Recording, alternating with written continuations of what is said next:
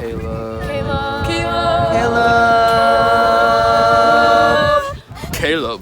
What's going on, guys? I am Caleb here with Caleb's Property Maintenance. Thank you for tuning in for another video. Hey guys, before we get into the video, real quick, I just want to say a huge thank you for 1,000 subscribers. I really do appreciate you guys. You guys are awesome. So thank you so much for that. I really appreciate that from the bottom of my heart. Thank you very much. And also, what's up guys? How you guys been? I know it's been a minute since I made a video. I do apologize for that, but obviously it's the wintertime off season, so just been relaxing, getting everything lined up for next year. Tis, I know I have not done my maintenance yet on the mowers and whatnot. I know it. I'm a bad boy, but we will definitely get to it before the season rolls around. So anyway guys, as you can see beside me here, I have the RedMax 7500. And I just wanted to give you guys my full and honest opinion about this blower. I know you guys did not see this blower much on my channel. In fact, you only saw it one time in the leaf plow video. So if you guys haven't checked that out, I'll be putting that in the eye in the top corner. I don't know which side to point to, so forgive me, I'm a dummy. But so I will be sure to put that up there for you guys. If you have not checked out that video, go check that out. And you can see this blower here in action.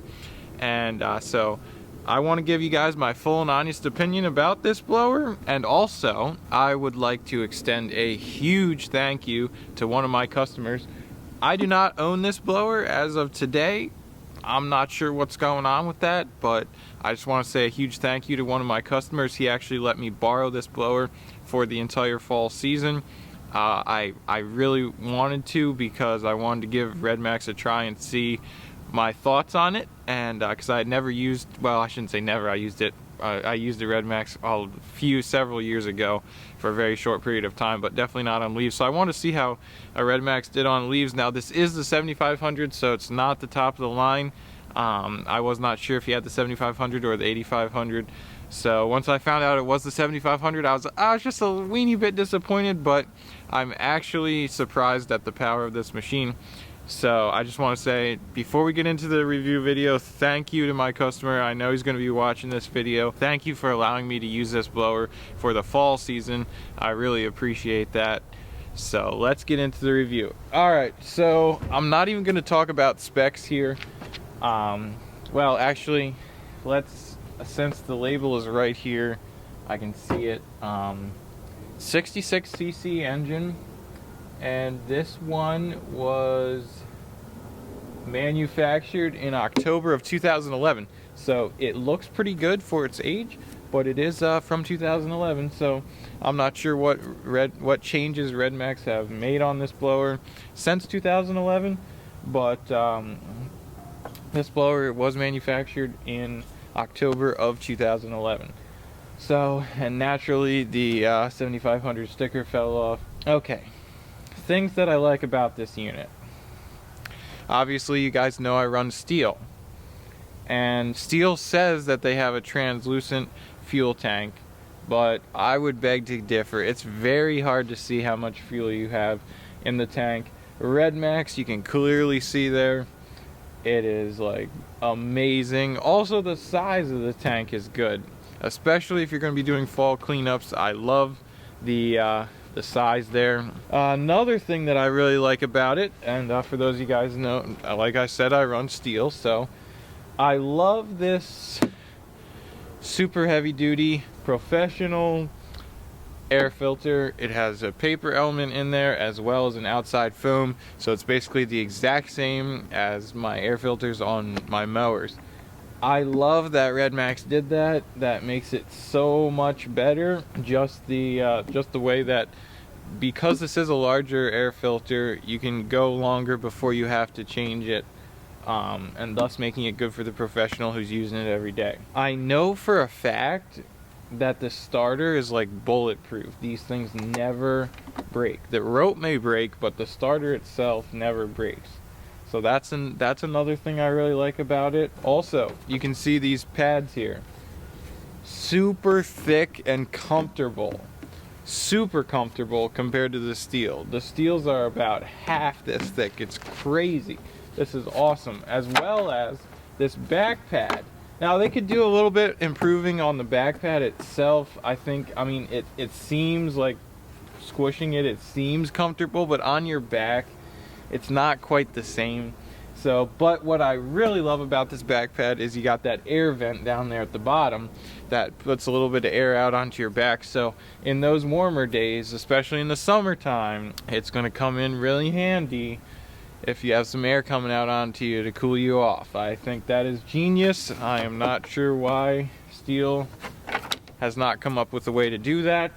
But that I do love about it. The debris guard is very similar here to the steel.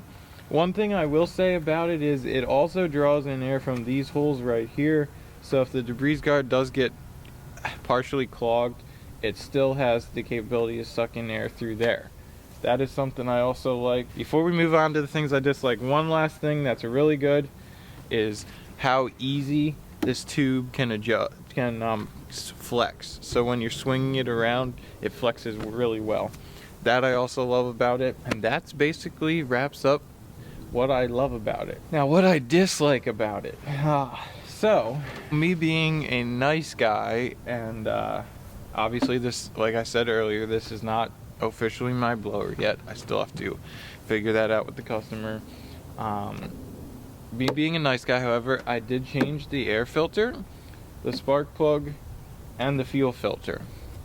Now, when you have to change the spark plug, you can obviously see that it's definitely underneath the air filter, and it's definitely hard to get your wrench in there to get the spark plug in and out. They've tried to make it, I can see how they've cut out the plastic there a little bit to make that a little bit easier to get into, but it's still is hard. That took me aback, because those of you guys that know steel, it's just right there on the outside, very easy to get to, nothing in the way whatsoever. That was a source of great disappointment for me. If they could just figure out, I understand the problem is, like, you can't put the spark plug all the way out at the edge, because then the engine has to be moved out and then you're sticking out farther. I get that, but if there was just some way that you could get in there a little bit easier. Another thing, and obviously this just comes with getting a RedMax, is the noise. This is rated at 77 decibels. It's definitely louder than the steel, but I wouldn't say it's like deafening louder than the steel. Like, for those of you guys that know, the Echo 8010 is definitely hands down louder than this. So it's in the mid-range, steel being quiet and Echo being loud. It's definitely in the middle between those two. So that's just something a little bit to be aware of, and something, if you like it to be as quiet as possible, you're probably not going to go with the RedMax just for that reason alone. Also, when I picked up this blower from my customer, he is definitely smart enough to know that it needs to be run out of gas at the end of the season. That way it'll start up at the beginning of the next season. So he had that done, and I'm pretty sure he keeps the heat on in his garage, so it stayed in a heated environment all winter long. However, when I got it and put some fuel in it and started it up, I could clearly see that there was gas leaking out of the top of the tank where the fuel lines connect. Now, obviously, as you guys know, me running steel, you cannot see the fuel lines on a steel at all. They're hidden. I don't know what the deal with RedMax is, because I do have an old EB40 401, I believe is the model number. Like, it's old that I bought from another customer, and I had that same exact problem. I had to replace the fuel lines. I don't know why RedMax can't come up with something that does not dry rot as easily as these fuel lines dry rot. So that is a huge disappointment to me. Obviously it's not an expensive repair, but it just gets to be an annoyance that every couple of years you have to do that. Like, why should you have to do that? There's no reason why you should have to do that. moving right along, obviously you guys can see that this is a hip throttle unit. Personally, obviously steel does not have a hip throttle unit, so personally I'm used to the trigger being on the handle, and I thought that I would like this for blowing leaves because it's locked in at any position from idling to full throttle. So personally I thought that was going to be good. I was actually very disappointed because I do pick up sticks and whatnot while I'm blowing leaves, so it was a pain to always have to throttle down when you're doing that, instead of just being able to hold the trigger and keep on going and still pick up whatever debris you need to pick up. But obviously I know you can buy the trigger, so it's it just happens to be that this blower was a hip throttle, and me personally, I would not buy a hip throttle. Also guys, for some reason this appears to have the 85 tip on it, 8500 tip on it, and I'm not sure why that is, because this doesn't have this could have more miles per hour than the 8500 if they had the 7500 tip. And to me, the miles an hour matters more than the volume, because I want to lift the leaves out of the grass, and so that's why I like the more miles per hour over the CFM. See, don't get me wrong, CFM does matter too, but so I'm not really sure. I'll have to talk to him to see if he has the 7500 tip, but all I know is I'm pretty sure this is the 8500 tip. Also, this handle here, obviously it does not have a trigger on it because it's a hip throttle. It is extended down the tube as far as possible, and me being 6'4", it's not long enough. Like, my arm is up like this holding it.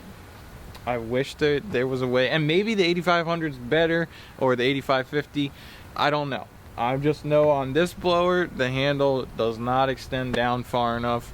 Steel has made the adjusting of the handle beautiful, how you can slide it up and down on a few of their models, and I really do love that about Steel. And really, this is not hard to adjust either, and I like how the handle itself actually swivels on the tube. It makes, so when you swing it back and forth, the handle, it's just much more comfortable when it moves like that. Steels do not rotate like that, and it's very easy to adjust the handle itself on here. I'm not even bashing that. I'm just saying that it needs to be moved farther down the tube for those of you guys that are taller like me. As you can see, guys, if you can see that fuel in the fuel tank, it is red. I do run the Red Armor oil. If you don't know what that is, I will put another eye in the upper corner. And I made a video about Echo Red Armor oil. As far as I'm concerned, it's the best two-stroke oil out there because it cleans out the inside of your engine and cleans out the carbon buildup and whatnot, and keeps the engine running at tip-top shape. My customer, I could tell right from the start, the first time I started up this blower, that he does not run Echo Red Armor oil. I know what oil he runs, and it's about like the cheapest oil you can get. I don't mean to bash you, but Red Armor oil, in my opinion, is the best. And so when I first started the fall with this blower, I was shocked. I was blown out of my mind how much vibration there was while wearing this blower and using it compared to the Steel. I was blown away.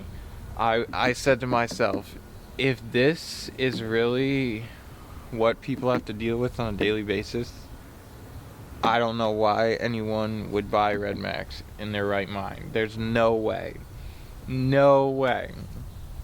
But I knew that by running tank after tank after tank after tank with the Red Armor oil, it was going to clean out the inside of the engine, so it was going to be as optimum running as possible. So throughout the fall, the vibrations got less and less and less, and now I can definitely tell that it's a little bit more than the Steel, but it's definitely not something that is nearly as big of a deal. So as long as you're running Red Armor oil through the system, you should have no problem with the vibrations. But I just letting you know that if you don't, the vibrations are going to be insane. I think that is about it. The other thing, in conclusion, overall, I love this blower for the fact that it has a very, very professional feel to it, unlike the steel.